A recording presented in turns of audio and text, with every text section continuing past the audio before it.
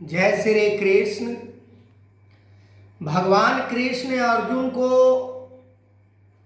ये समझा रहे हैं कि तत्व से परमात्मा को प्राप्त करने के लिए जीवन में अनेकों कठिनाई आएगा, अनेकों परेशानियां आएगा, दिक्कत आएगी, पर उस दिक्कत के तरफ ध्यान नहीं देकर वो अपने तत्व से परमात्मा को प्राप्ति के तरफ ध्यान को लगाए रखता है।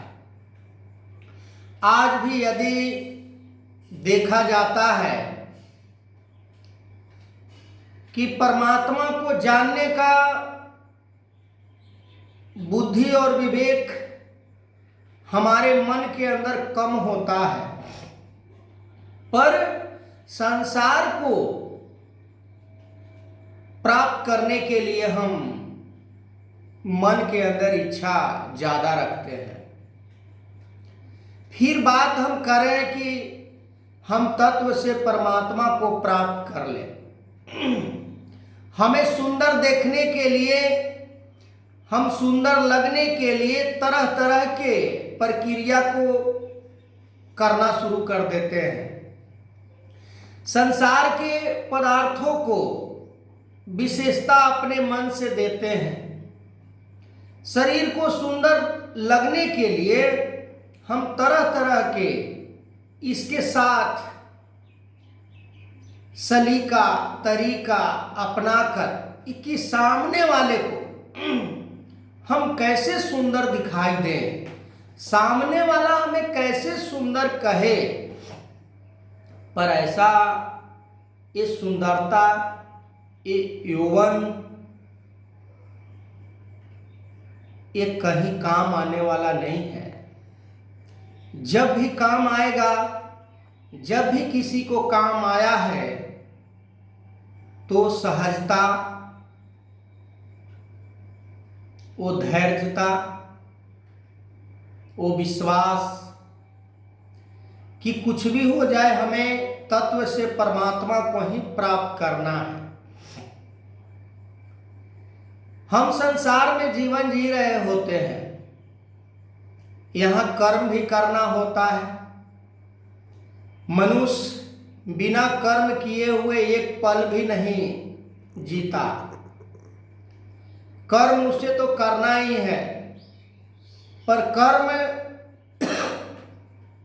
ये जीवन को निर्वाह के लिए, संसार के पदार्थ को प्राप्त करने के लिए कर्म करता है। पर कर्म वैसा नहीं होनी चाहिए कि संसार के जितना भी पदार्थ है, वैभव है, यश है, वो सब हमें प्राप्त हो, पर उससे कोई सत्य का साहूकार नहीं है। सत्य को संसार के किसी भी पदार्थ को प्राप्त कर लेने से प्राप्त नहीं किया जा सकता है। सत्य यानी सत्य, सत्य को, सत्यता को धारण करने से सत्य को प्राप्त किया जा सकता है।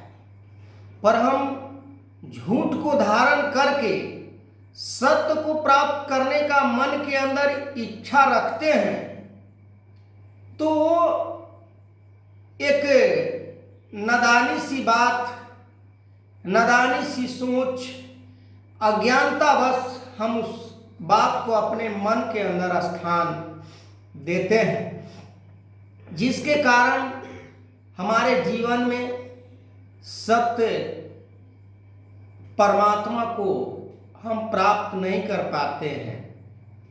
पर हम अपने मन से, ठंडे दिल से सोच कर देखें कि क्या मैं जो धारणा को अपनाकर सत्य को प्राप्त करने का इच्छा रखता हूँ या रखती हूँ, क्या सत्य प्राप्त हो जाएगा? संसार के विषयों से रहित परमात्मा को यदि हम नहीं देखते हैं तो परमात्मा कतई नहीं, कभी नहीं किसी को प्राप्त हुआ है, न हो सकता है। सत्य को प्राप्त करने के लिए कितना कठिनाई जीवन में आता है, कितना कष्ट को झेलना पड़ता है। यदि हमें इन बातों को जानना है तो धर्मशास्त्र को एक बार खोलकर देखना होगा कि जिन्होंने सत्य को पहचाना, जिन्होंने सत्य को प्राप्त किया, उनकी लाइफ में क्या क्या आपदा आया, कैसे कैसे समय को उन लोगों ने झेला। पर आज हम सहज में ही परमात्मा को प्राप्त करना चाहते हैं, संसार को भी प्राप्त करना चाहते हैं और परमात्मा को ही प्राप्त करना चाहते हैं। इसीलिए संसार में संत महात्मा समय समय पर अपने विचारों के माध्यम से समझाते हैं कि प्रेम गली अति साकरी, इनमें दो न समाए। कि संसार में या तो परमात्मा को प्राप्त किया जा सकता है या तो संसार के माया को प्राप्त किया जा सकता है। प्रेम की गली इतना संकीर्ण है, इतना पतली है, जिसके अंदर हम प्रेम और अहंकार दोनों को प्रवेश नहीं कर सकते हैं। विनम्रता को या क्रूरता को दोनों को हम नहीं प्रवेश कर सकते हैं। दया को या कठोरता को दोनों को हम प्रवेश नहीं कर सकते हैं। परमार्थ को या निर्दयता को हम दोनों को प्राप्त नहीं कर सकते हैं। प्रेम यानी प्रेम, प्रेम के अंदर कोई मिश्रण पदार्थ या धातु नहीं किया जा सकता है। प्रेम एक निरोल, निर्लेप, निखंड, निर्वासी, निरंजन ऐसे रूप में जिन्होंने परमात्मा को देखा है, उन्हें तो समझ आता होगा कि ये परमात्मा के अंदर कोई हलचल नहीं होता है, ये परमात्मा के अंदर कोई व्याकुलता नहीं होती है, ये परमात्मा के अंदर कोई ऐसी विचार उत्पन्न नहीं होता है मन में कि हमें अभी कष्ट है, हमें अभी सुख है, हमें अभी ये चीज प्राप्त हो रहा है, हमें ये प्राप्त नहीं हो रहा है।